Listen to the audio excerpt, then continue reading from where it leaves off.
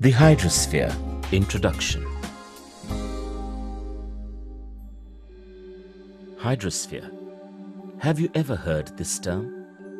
Do you know what hydrosphere is?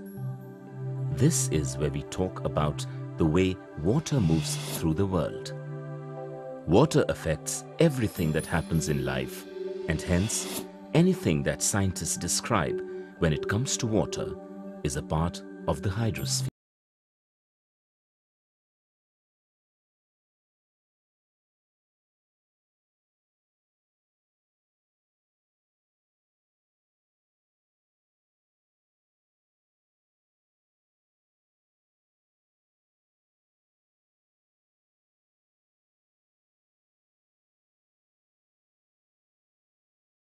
(97.2%), polar caps and ice sheets account for 2.15%, rivers and lakes account for 0.0171%, and only 0.001% of the water in the atmosphere is in the form of water vapor.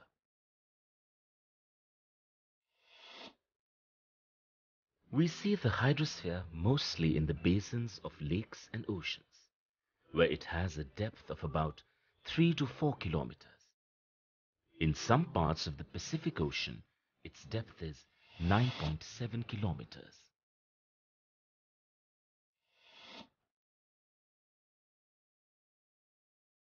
Study of Earth's water supply, called hydrology, investigates the distribution of water, its use by humans, and its circulation from the ocean to land areas, and back again in the hydrologic or water cycle.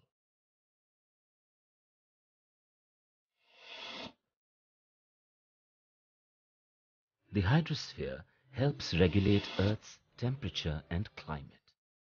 It resembles another part of the Earth, the atmosphere, because its pressure and temperature changes at different depths. For example, in tropical oceans, the temperature at great depths is just a few degrees above freezing.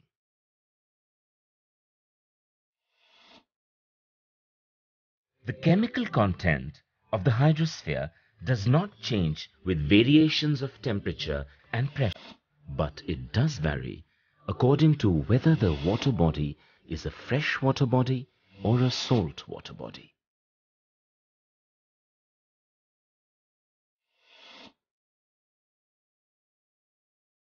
Fresh water is found in rivers and lakes. It is composed of chemical elements that make up water, that is, hydrogen, oxygen, and other elements. These elements depend on the type of soil and rocks surrounding the water.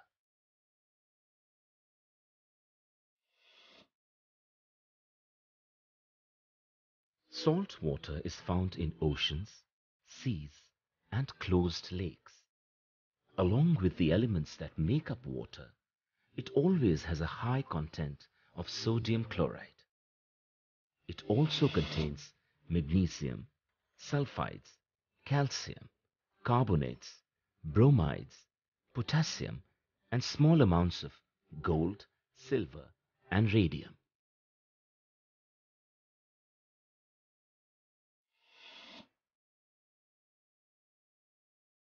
Oceans cover 71% of the Earth's surface. Of the 510 million square kilometers area of the Earth, oceans occupy 360 million square kilometers.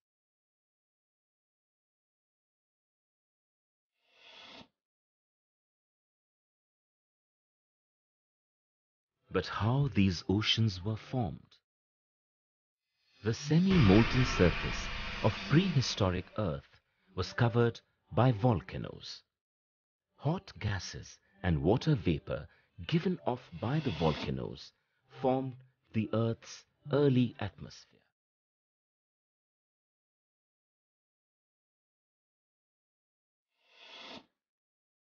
The water vapor in this early atmosphere condensed as rain. Rainstorms poured down on the planet and filled the vast hollows on the Earth's surface.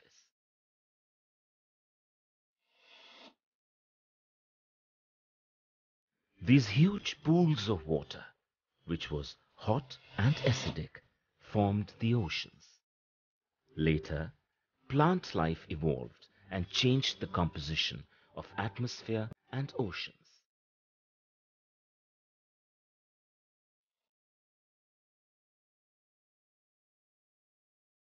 Oceans and continents are not divided evenly between the northern and southern hemispheres. In the northern hemisphere, land occupies 39% of the area, while oceans occupy 61% of it. In the southern hemisphere, land occupies 19% of the area and oceans cover 91% of the same. Hence, the northern hemisphere is called land hemisphere and the southern hemisphere is called the water hemisphere.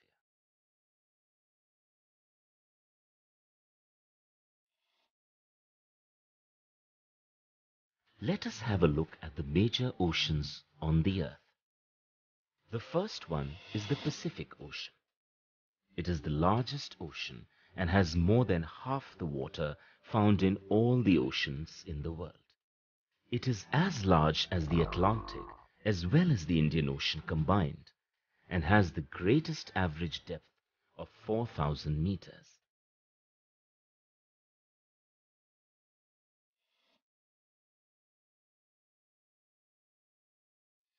The Atlantic Ocean is the second largest ocean in the world, which is bordered by the continents of Europe and America.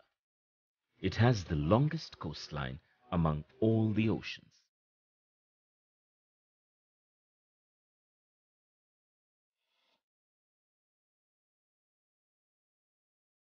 The third major ocean is the Indian Ocean, which is the only ocean named after a country. It is smaller than the Atlantic Ocean, but its average depth is greater.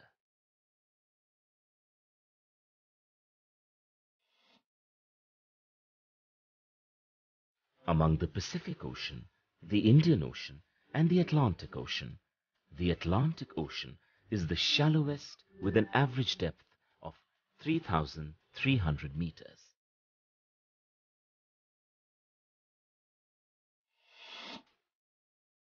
The fourth major ocean is the Arctic Ocean, which is the smallest and the shallowest with an average depth of 1,000 meters.